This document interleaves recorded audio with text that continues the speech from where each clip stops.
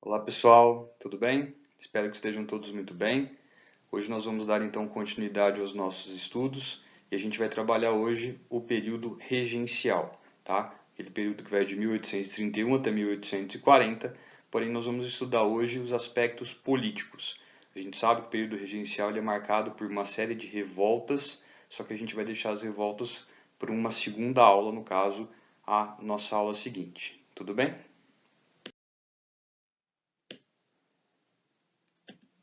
Bom, quais são as características gerais do período regencial que a gente pode destacar então? A primeira delas são as revoltas, que eu acabei de comentar com vocês, é um período marcado por várias revoltas e a gente vai trabalhar depois cada uma delas na aula seguinte. Outra característica geral que merece destaque são as fases em que o período regencial se divide, sendo elas a primeira fase, que é uma fase de tendência de características liberais, tá bem? Onde prevalecia o desejo de descentralização política, ok? E de autonomia para as províncias. E a segunda fase, que é uma fase de características e tendências conservadoras, onde a gente tem o inverso da primeira, basicamente. É uma fase com características de centralização política e de retirada da autonomia das províncias brasileiras. Também merece destaque dentro do assunto do período regencial as tendências políticas. É importante a gente destacar aqui o seguinte: a elite brasileira, que articulou a independência do Brasil juntamente com Dom Pedro I, essa mesma elite que se opõe ao caráter autoritário do governo de Dom Pedro I, que termina com a sua renúncia ao trono brasileiro, o assunto que a gente viu na nossa aula passada, ela finalmente consegue assumir o controle político do Brasil. Só que não havia um consenso entre essas elites. Eles não concordavam em questões ideológicas sobre como esse governo do Brasil, agora sem a influência de Dom Pedro I e tendo o seu filho Dom Pedro II como futuro representante, nesta ocasião ainda apenas uma criança, como que se organizaria? Então, nestas questões, nesses quesitos, a elite brasileira divergia bastante. Dessa divergência surgem então as tendências políticas que vão caracterizar todo o período regencial e principalmente o segundo reinado brasileiro. Vamos ver então quais são elas. A primeira delas que a gente destaca são os restauradores. Esses restauradores também eram chamados de caramurus. Vocês vão ver que essas tendências políticas elas tinham apelidos, né? Então, a primeira delas, restauradores, também chamados de caramurus. Quais são as características deles?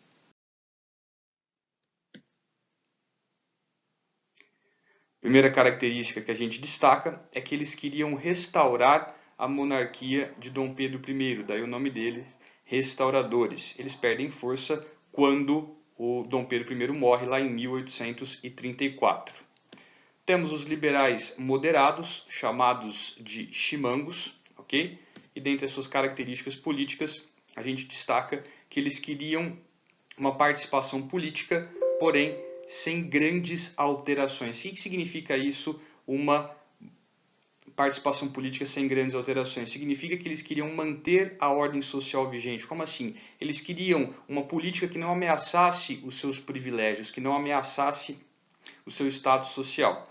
Muitos desses liberais moderados eram monarquistas. Por quê? Porque a manutenção da monarquia significava a manutenção do status social que eles possuíam e da ordem social vigente. Tá certo?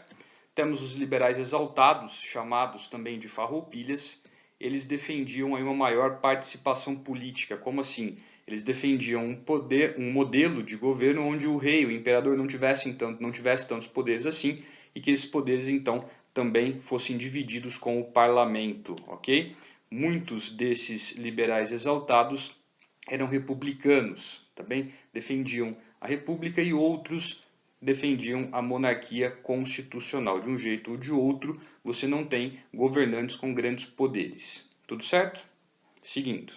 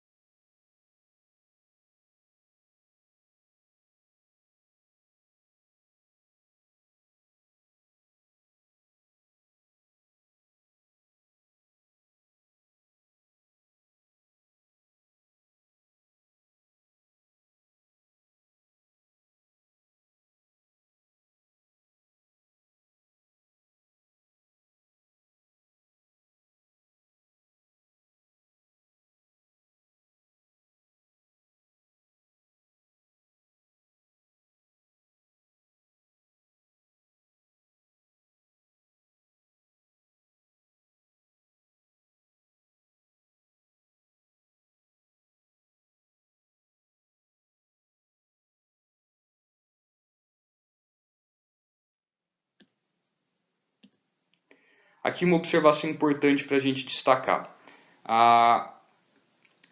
Em relação aos liberais, tanto os moderados quanto os exaltados, eles defendiam uma autonomia política do parlamento, tá certo? Eles eram contrários, uns em maior grau, outros em menor grau, à centralização dos poderes nas mãos do imperador, tá certo? Esses grupos, né, essas tendências políticas, essas pessoas que formavam essas tendências políticas, eles formaram alianças, tá bem? Eles se aglutinaram ou se separaram e dessas alianças formadas, então surgiram o grupo regressista, ou podemos chamá-los apenas de regressistas. Eles eram formados pelos restauradores, mais a ala monarquista dos liberais moderados. E temos também o grupo progressista, que podem ser chamados também apenas de progressistas. Quem eram eles? Eles eram formados pelo restante do grupo que a gente acabou de descrever como liberais moderados, ou seja, aqueles que não haviam composto, não haviam se juntado aos regressistas, e os liberais exaltados. Tá? Então, de todas essas tendências e grupos políticos que a gente todas essas tendências políticas que a gente trabalhou agora, nós temos a aglutinação delas em dois grupos políticos, tá bem? O grupo dos regressistas e o grupo dos progressistas, tá bem? Então, trabalhado isso, a gente segue para a nossa próxima, na verdade, para a primeira fase do período regencial, que é chamada de fase liberal ou avanço liberal. Vamos lá?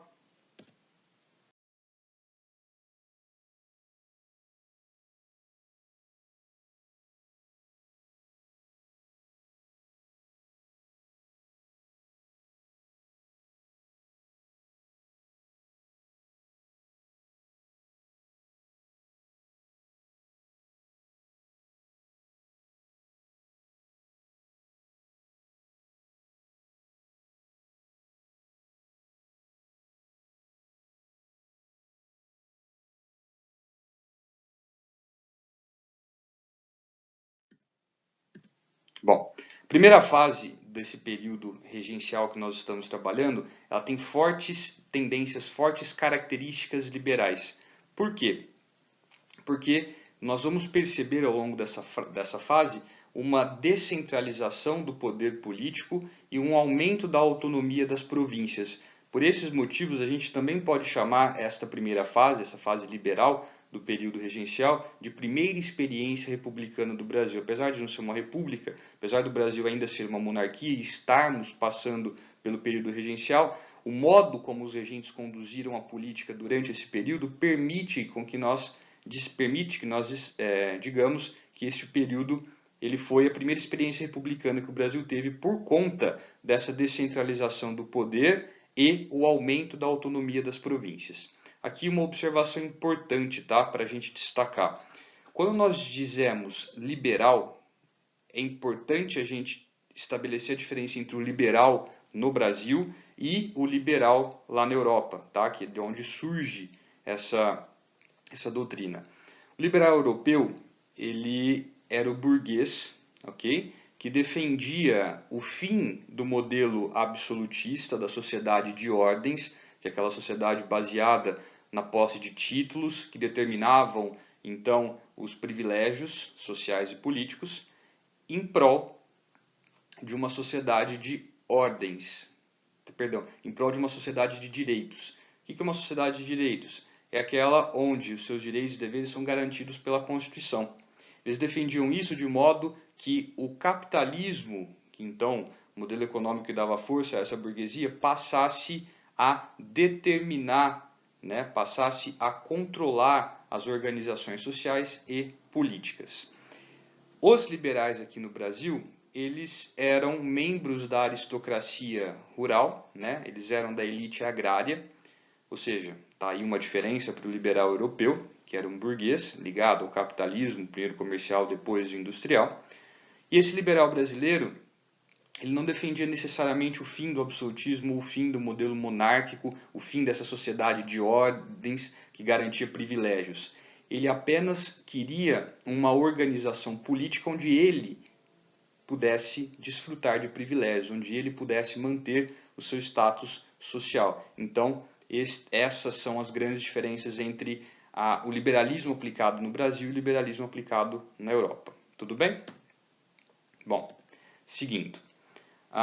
Essa primeira fase ela tem duas subdivisões. A primeira delas é chamada de regência trina provisória, que vai durar aí 2 meses no ano de 1831, e a regência trina permanente, que vai durar de 1831 até 1834.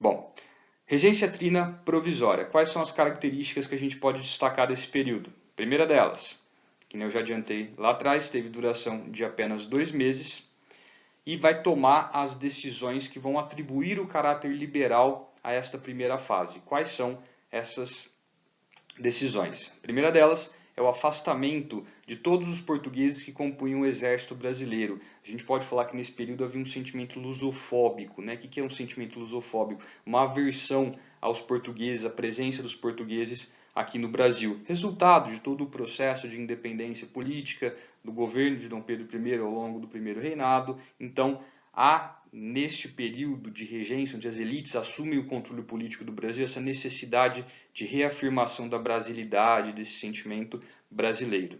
Tá bem? E eles também vão, como outra característica, né, decisão que vai dar a esse período essa característica liberal, é o pedido de anulação do poder moderador. Aquele poder que a gente trabalhou lá atrás, que dava ao imperador o poder de veto sobre o legislativo e o judiciário. Então, nessa primeira fase do período regencial, que nós chamamos de regência trina provisória, é feito um pedido para anulação do poder moderador. E nós temos também a anistia de todos aqueles que haviam sido expulsos do Brasil por Dom Pedro I. Então, as pessoas elas passam a poder voltar para o Brasil durante a regência trina provisória e também durante a regência trina permanente. E aí, isso nos leva ao segundo período dessa primeira fase, que é a regência trina permanente. Quais as características a gente pode destacar desse período? De maneira geral, ela teve como principais características medidas que tiveram o efeito de aumentar a autonomia das províncias e, consequentemente, de desconcentrar o poder político das mãos do governo central. Então, falando de modo geral, a regência trina permanente tem como características o aumento da autonomia das províncias e a desconcentração do poder central. Tudo bem? Seguindo então.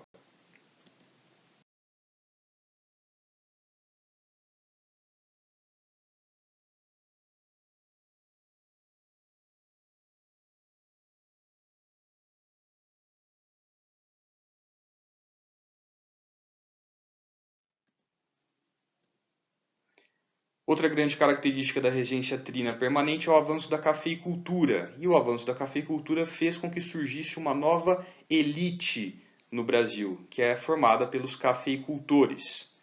Temos também a criação da Guarda Nacional. O que era a Guarda Nacional? Era um efetivo militar que atuava principalmente nas localidades rurais do Brasil. Ela tinha uma função basicamente de policiamento e era uma força auxiliar ao exército brasileiro. Tá bem? Por que ela foi criada? Ela foi criada em meio às revoltas que estavam acontecendo durante o período regencial. Ela foi uma estratégia do governo central para tentar controlar essas revoltas, dando poder às elites locais, para que essas elites locais então sufocassem e controlassem esses movimentos que se levantavam contra o governo central. Tá bem? Então a gente destaca uma outra característica da Guarda Nacional, que é o fato de elas serem controladas pela elite local. Quem que era a elite local espalhada por todo o território brasileiro? Eram os grandes proprietários de terra. E dentro desse contexto surge aquela figura que vai estar bastante presente durante o segundo reinado e principalmente durante a República Velha, que é o coronel. Quem que era o coronel? O coronel era esse membro da elite agrária que controlava esses destacamentos, esses efetivos da Guarda Nacional. Tá bem? Aqui uma observação, tá bem? Para a gente completar esse assunto. Para você ingressar na Guarda Nacional, era necessário que você comprovasse certa renda. Okay? Então, a Guarda Nacional tinha um caráter censitário. Isso fez com que o prestígio do exército naquele momento diminuísse. Por quê? Aqueles que tinham condições financeiras, renda, eles alistavam-se na Guarda Nacional. Aqueles que queriam um serviço militar, porém não tinham condições financeiras, alistavam-se no Exército Regular, que era o Exército Brasileiro. Tá? A gente vai ver que mais para frente isso daí vai ser superado, é apenas uma observação, tá bem? Para a gente destacar o controle dessas elites sobre a Guarda Nacional. Muito bem. Seguindo.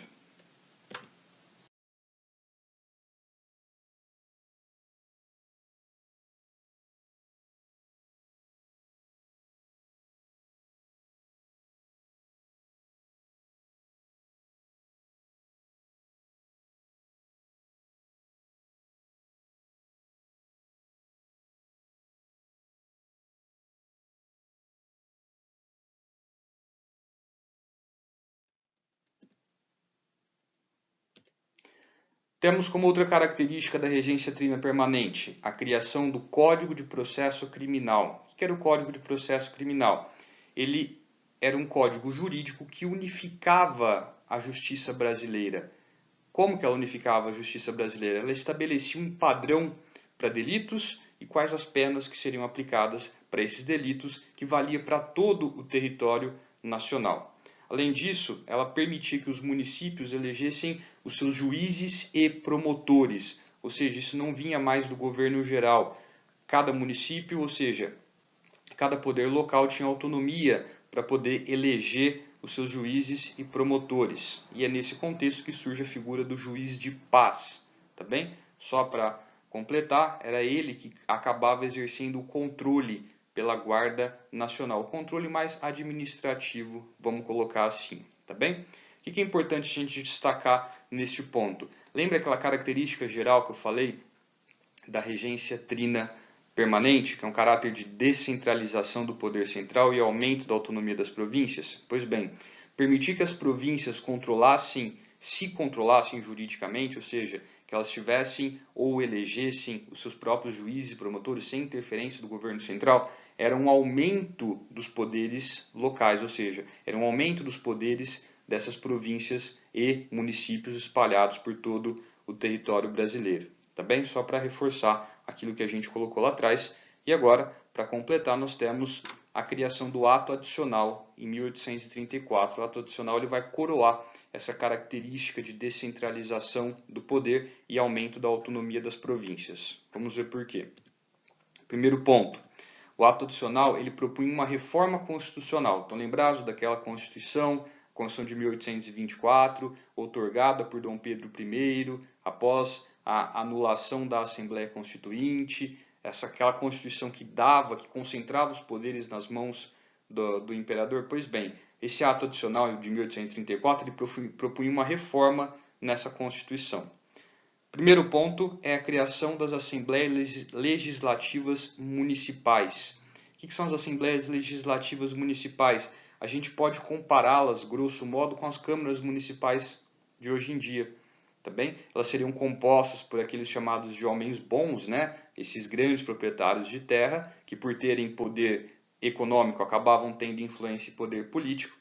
E a grande diferença deste órgão para os órgãos que existiam em outros momentos da história do Brasil, como, igual eu destaquei aqui para vocês, os Conselhos Gerais, da época do Primeiro Reinado, é que as assembleias legislativas municipais elas não estavam subordinadas ao imperador, ou seja, o município tinha essa autonomia para poder então formar a sua própria Assembleia Legislativa Municipal. Então percebam vocês agora, com essa Assembleia Legislativa Municipal, somada à figura do juiz de paz, né, os municípios eles tinham aí uma autonomia judiciária e legislativa, tá bem? Tudo isso graças então, novamente, a esse caráter descentralizador que atribuiu maior autonomia às províncias. Característica essa desta fase que a gente está chamando de regência trina permanente, que é um dos períodos da primeira fase do período regencial.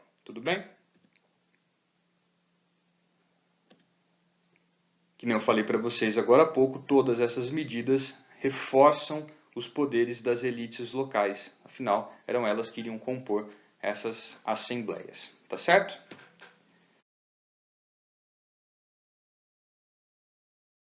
Seguinte,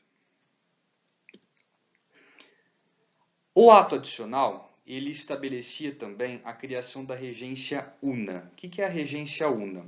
O poder executivo passaria a ser controlado por apenas um regente e não por três, como era o caso das regências trinas. Afinal, é daí que deriva o nome, né? Trina, por quê? Porque três regentes controlavam o executivo central. A partir do ato adicional de 1834, o executivo central passaria a ser controlado por apenas um regente, tá bem? Esse regente seria eleito de 4 em 4 anos, então ele teria um mandato de governo, ok? Seria eleito por voto direto, secreto, ou seja, do jeito que o voto é hoje, voto é direto e secreto, você vota diretamente na pessoa que você quer que exerça aquele cargo, seu voto não é divulgado, porém, nessa modalidade de voto, lá no período regencial, o voto ainda era censitário, ou seja, só votariam aquelas pessoas que tivessem ou que comprovassem determinada renda pré-estabelecida. Tá bem? Aqui uma observação importante sobre a criação da regência una. A gente está dizendo que ela foi uma medida do ato adicional de 1834. Esse ato adicional, eu disse lá atrás, ele coroou a característica de descentralização do poder político e de aumento da autonomia das províncias dentro do período da regência trina permanente. Porém, esse mesmo ato adicional, ele, ao criar a regência una, apesar de passar essa ideia de descentralização do poder, na verdade ele escondia medidas de centralização do poder. A primeira delas, eu já disse para vocês que está aí de certo modo evidente no nome. Eu passo de 3 regentes para um só. Ok? A segunda característica que nos permite dizer que a criação da regência una escondia medidas centralizadoras é que ela determinava, tá bem, através da regência una, os presidentes das províncias, que a gente pode comparar hoje, né, aos governadores dos estados. Província era a unidade administrativa durante o Império. Estado é a unidade administrativa dentro de um modelo de república federativa. Então, na república federativa tem um estado controlado por um governador. Na monarquia constitucional tem uma província controlada por um presidente, o presidente da província. Esse presidente da província, ele seria nomeado pelo governo central, ou seja, por esse único regente que estivesse no poder. Tá bem? Então, a partir disso, a gente consegue determinar que a transição da regência trina para a regência una, prevista nesse ato adicional, ela vai esconder uma característica de centralização do poder político nas mãos desse único regente. Tá bom? Seguindo. Agora nós entramos na segunda fase do período regencial, que é a fase conservadora, né? Também chamada de regresso conservador. Por quê? Porque nessa fase a gente vai ter basicamente a anulação de todas essas medidas de caráter liberal que aumentavam a autonomia das províncias, que descentralizavam o poder, e vamos passar até agora uma centralização do poder nas mãos do governo central e a retirada dessa autonomia provincial. Nós vamos ver que esse processo todo ele vai gerar bastante turbulência no Brasil, ok? Bom, estou lembrado daqueles grupos políticos que a gente comentou lá atrás, os regressistas e os progressistas? Pois bem, neste contexto, qual da segunda fase do período regencial, que é a fase conservadora, esses grupos políticos eles vão se transformar nos primeiros partidos políticos que o Brasil teve. Tá bem? Esses partidos políticos tinham estatutos e plataformas definidas. Ok? Afinal, são essas características que definem um partido político. Quais são esses partidos? Vamos ver.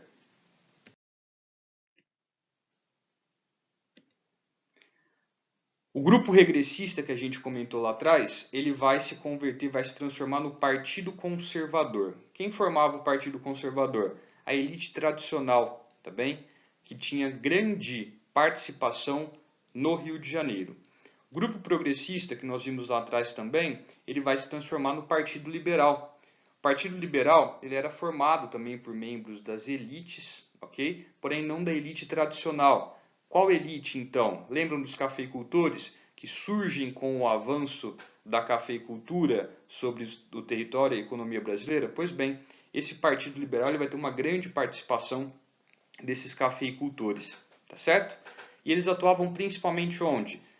Principalmente nas áreas por onde o café vai se expandir em outras áreas também, sendo elas Minas Gerais, São Paulo, Rio Grande do Sul e algumas províncias da região Nordeste também. Estão lembrados que a gente comentou que a Revolução Pernambucana de 1817 ela vai deixar sua marca, qual marca? As ideias. Pois bem, essas ideias que eram liberais, elas vão então fazer com que políticos provenientes dessas regiões, ou parte deles, passem a compor o que nós chamamos de Partido Liberal. Tá bem?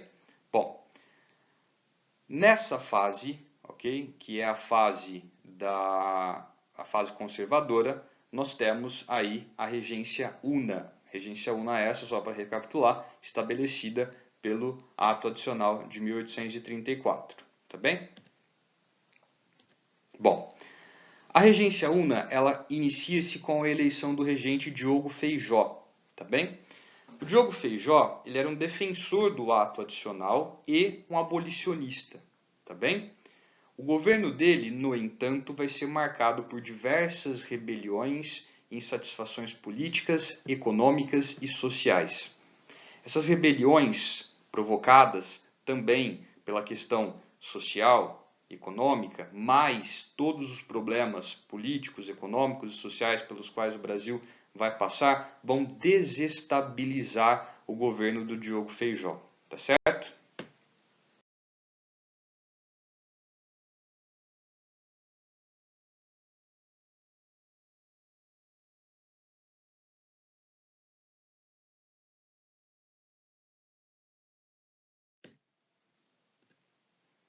Bom, o que causou todo esse cenário de rebeliões?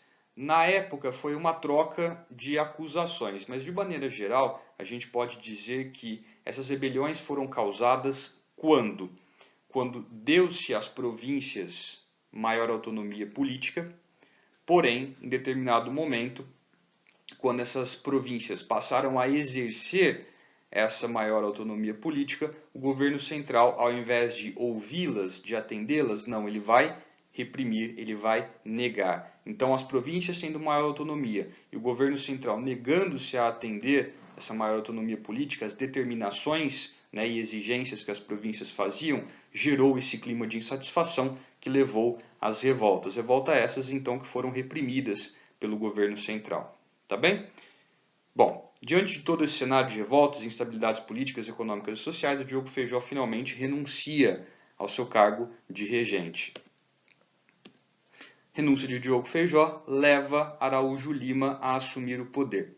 O Araújo Lima foi o último governante do período regencial, ou seja, depois do Araújo Lima nós temos a coroação de Dom Pedro II e aí entra a fase que a gente chama de segundo reinado, tá bem? Dentre as características do governo do Araújo Lima, a gente pode destacar as seguintes. A primeira delas, o governo dele foi marcado pela anulação das medidas descentralizadoras e de maior autonomia das províncias que a gente viu nos governos passados. Ok? Lembra que eu falei que a regência una escondia esse caráter centralizador? Pois bem, ele fica evidente aqui quando o Araújo Lima assume o poder. Ele então anula essa descentralização do poder político, essa maior autonomia das províncias, tá bem? Que jeito que ele faz isso? Ele faz isso por meio de uma lei chamada Lei Interpretativa do Ato Adicional. O que era a Lei Interpretativa do Ato Adicional? Ela revisava o Ato Adicional de 1834. Vamos trocar as palavras? A Lei Interpretativa do Ato Adicional basicamente anulava o Ato Adicional de 1834. De que maneira? Primeira delas, suspendia a autonomia das províncias, concentrava as decisões judiciárias no poder judiciário central. Estão lembrados do juiz de paz, do Código de Processo Criminal? Pois bem, tudo isso acaba sendo anulado e todas as decisões jurídicas a nível Brasil voltam a ser concentradas no poder judiciário, central. Tá bem? Seguindo.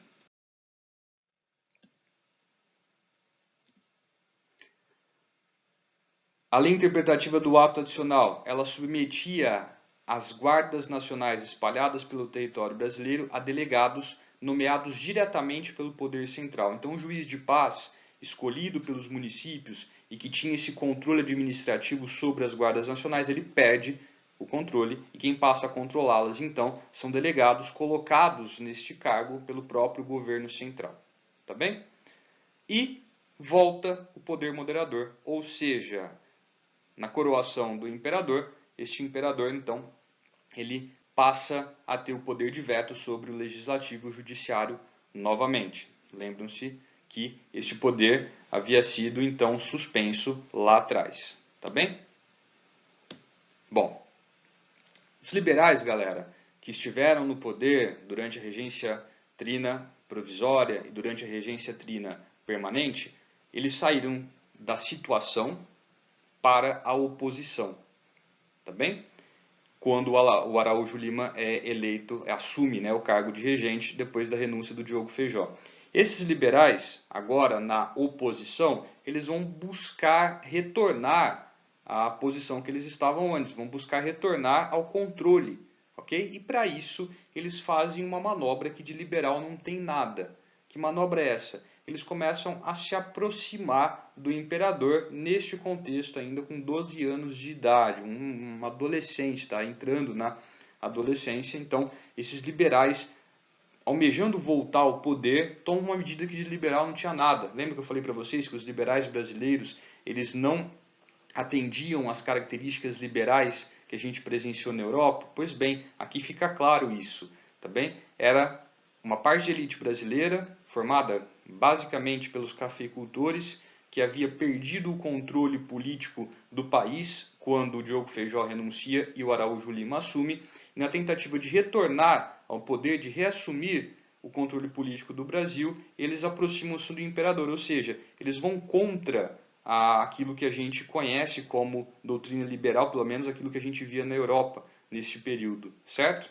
Pois bem, dessa aproximação entre liberais e imperador surge o clube da maioridade. Não é um clube do jeito que vocês estão pensando, tá? É um grupo de políticos que defendiam a maioridade, a antecipação da maioridade do imperador, tá bem?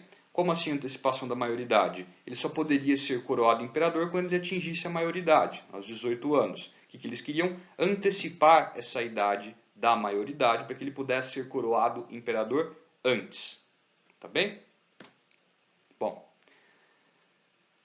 esse clube, esse grupo de políticos, então, eles conseguiram alterar o dispositivo da Constituição de 1824, que estabelecia a maioridade com 18 anos e antecipá-la então para os 15 anos de idade. Essa manobra toda ficou conhecida como o golpe da maioridade. Tá bem? Eles alteraram a Constituição em benefício próprio para favorecer a coroação do imperador Dom Pedro II com 15 anos de idade. Então, todo este processo ficou conhecido como o golpe da maioridade. Por que eles fizeram isso? Entendam vocês o seguinte: se o imperador chegasse ao trono com a ajuda deles, vocês concordam comigo que, uma vez no poder, o imperador Dom Pedro II agora, ele então favoreceria esses liberais e atenderia ao desejo deles de retornar ao poder? Pois bem, era exatamente desse jeito que os liberais pensavam. Eu vou colocar o imperador no trono e, uma vez no trono, sendo eu que coloquei ele lá, eu vou então ser favorecido politicamente, vou reassumir o controle do parlamento, né?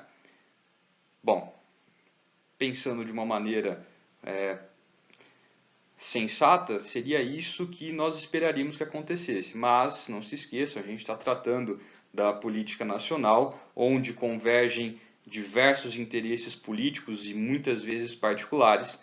No começo vai ser isso que vai acontecer, porém, em pouco tempo vocês vão perceber, isso já no assunto, né, da próxima aula, dentro do segundo reinado, que não vai durar muito tempo e logo o imperador vai mudar tudo isso daí, tá certo? Bom, então, o clube da maioridade antecipa a maioridade para 15 anos, tá bem? Isso ficou conhecido como o golpe da maioridade, tá bem? E aí, então, Pedro de Alcântara, filho de Dom Pedro I, é então coroado imperador do Brasil e assume o título de Dom Pedro II, ok? A coroação de Pedro de Alcântara e o início do seu governo como Dom Pedro II é o que coloca fim ao período regencial e dá início ao período que nós chamamos de Segundo Reinado.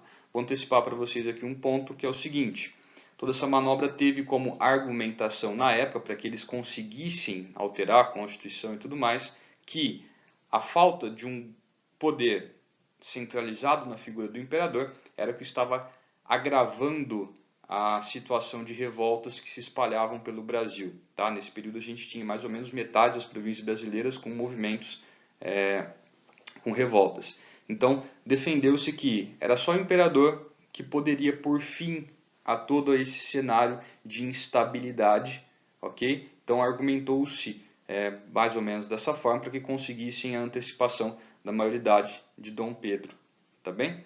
Porém, a gente acabou de ver que, na verdade, o objetivo era os liberais colocarem o imperador no trono para que eles pudessem ser favorecidos. Tá bem? A gente trabalha isso de uma forma um pouquinho mais calma quando a gente começar o Segundo Reinado. Tudo bem? Pessoal, a gente termina aqui então o assunto, quando a gente começar o Segundo Reinado. A gente termina então aqui o assunto do período regencial. Espero que vocês tenham entendido. Ok? Qualquer dúvida, a gente se encontra aí na nossa próxima videoaula. Tá certo? Um grande abraço a todos e até a nossa próxima aula. Falou!